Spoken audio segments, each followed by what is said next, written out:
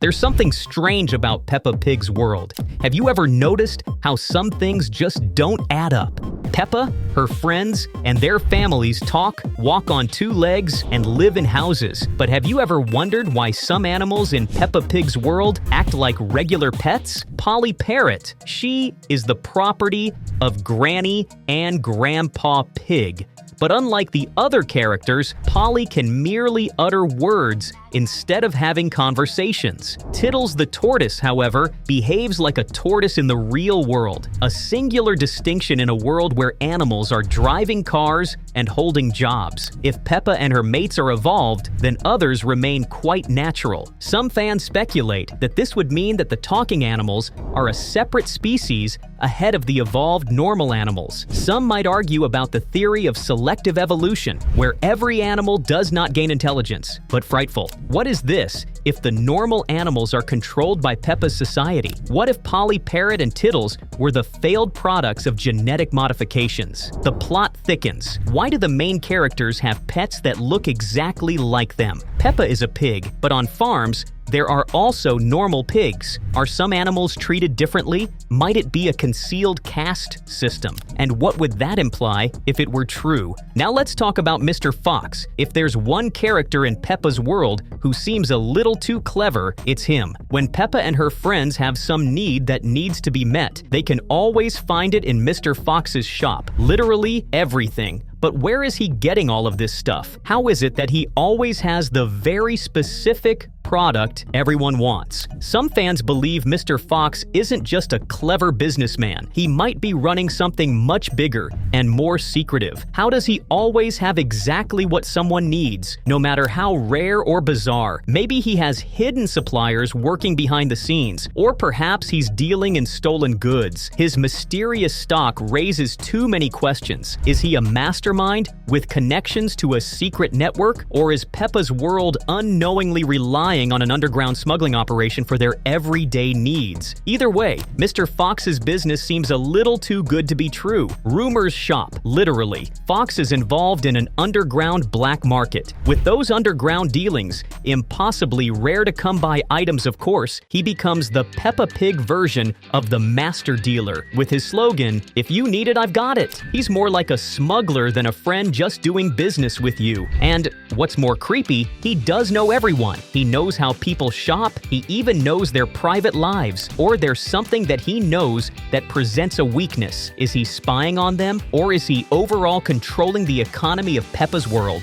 But the strangest theory? Some say that Mr. Lock Fox isn't just doing trade, he's the trade. What if everything in Peppa's world is secretly his control? Because, after all, whoever has the supply owns the people. Now, let's talk about something that makes no sense at all. Peppa is 4 years old. Her little brother George, just 2. So why on earth are they in the same class? In practical terms, a 2-year age difference in early childhood indicates a rather large dissimilarity in learning development. Peppa can speak in full sentences, while George mostly just goes, "dinosaur." But they sit in the same classroom and learn the same things. But is this what keeps Peppa's school out of traditional education? Some believe that the world they live in follows an unusual schooling system, perhaps where all children, regardless of their age, are thrown together. But why? Not enough money? Or maybe something even worse? This is where it gets weird. What if Peppa's world isn't real? What if it were a simulation inside which education was kept simple and controlled? This could account for why he and George are in the same class system and aren't programmed to deal with age gaps. So, is Peppa Pig's school just a glitch in the Matrix? Miss Rabbit is a perennial figure in Peppa Pig's world. One day she is a fireman, the next she is piloting a helicopter. She is a manager at the supermarket, a bus driver, and even a nurse. Where Peppa goes, Miss Rabbit is there working hard. Her omnipresence raises the question, how can one rabbit do so many jobs on Earth? Is she the hardest working animal in Peppa's universe, or is something odder in play? For years, such questions about Miss Rabbit's unending toil have left much room for speculation among the fans. Some fans believe that Miss Rabbit is just a dedicated government worker filling in every conceivable place for the good functioning of society. Others, however, surmise that there is something far more uncanny at work here. That ability to be in many places without ever being tired? There may be some sense that one rabbit can keep an entire town happening, but is it true?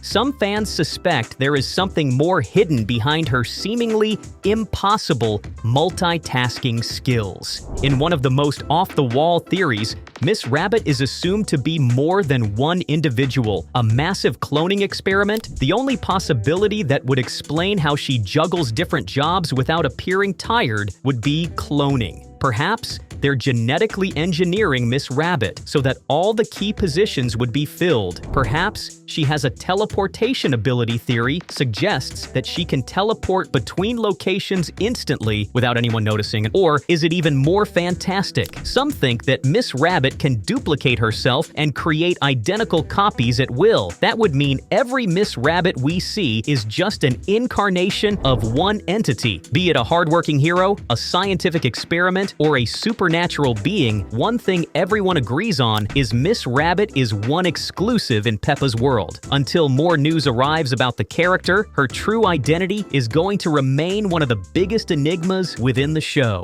But here is perhaps the most disturbing possibility. What if there were not so many workers in Peppa's world and Miss Rabbit was the only one left because the rest disappeared? What if there were once more people filling those jobs and Miss Rabbit does all their shifting now? Could she be covering up a dark secret Peppa's world doesn't want us to know? Now this is where things get weird. Peppa Pig's world has talking vegetables. Who here has not met Mr. Potato? He became famous as an instructive TV personality to teach most kids how to eat right healthily, though. Here lies a frightening question. Vegetables can talk to one another. Are they alive? If yes, what value does that carry in terms of the food chain in Peppa's world?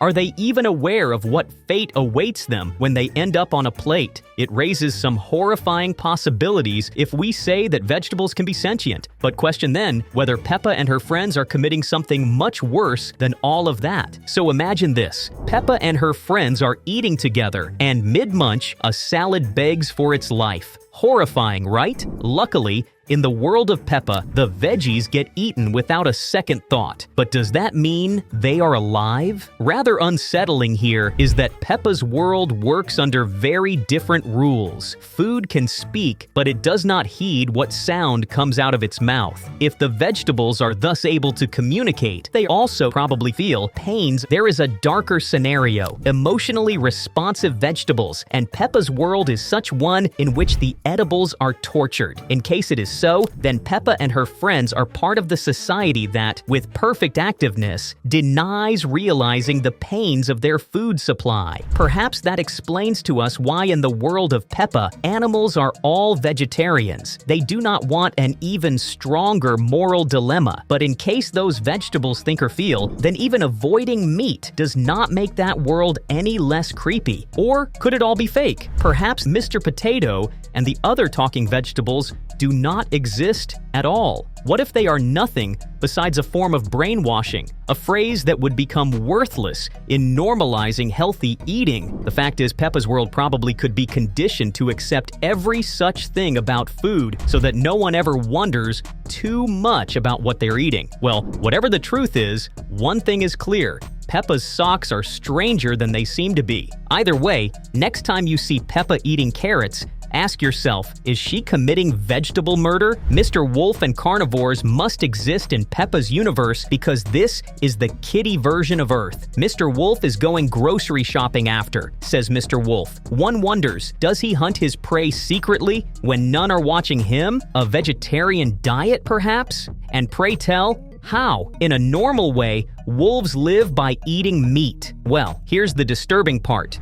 With Polly Parrot and Tiddles the Tortie being real-life animals, wouldn't they be the ones to be eaten there? Do the carnivorous beasts have their secret food stock that nobody knows of? Or Could Peppa's world be lying to us? What if the thing about carnivores eating meat exists in some dark corner? Just to shield the kids from terror, they are possibly circumventing an underground meat market run by some powerful puppet master. Someone like Mr. Fox? If you have watched Peppa Pig, you might have noticed something strange about its world. Some funky things about it are just plain wrong. Floating houses on hills, for one. Every house in Peppa's world seems to be hanging on the edge of a slope, just waiting to roll down any moment. How are they even surviving out there? Are they magically suspended? Are the laws of physics being defied altogether? And how about that third drop-o? Why does everyone bounce around? Instead of walking normally, Peppa and Co. float high into the air like they are having a field day on the moon. Perhaps Peppa's world is working on a different set of physics from our very own. Sure does seem likely, what with the lower gravity that must be attributed to almost everything in Peppa's world floating along unnaturally. And that would lead us straight to the biggest question yet. Time